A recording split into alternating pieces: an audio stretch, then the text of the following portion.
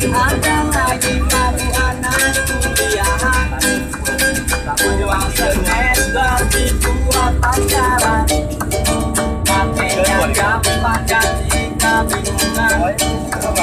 Akhirnya orang tua jadi sasaran, katanya ini teman pengangguran, masih banyak orang pengangguran. Katanya ini zaman reformasi, makin rame pejabat korupsi. Gara-gara korupsi kayu diyakini, gara-gara koruptor kantor jadi kotor.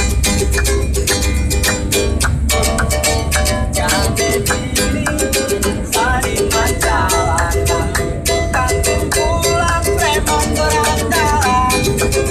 Kami datang di sini berketang untuk menghibur Anda penumpang dalam perjalanan.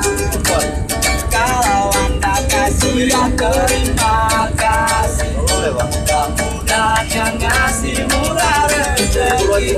Gak perlu Anda pura-pura ketiduran, hati-hati hanya isulan.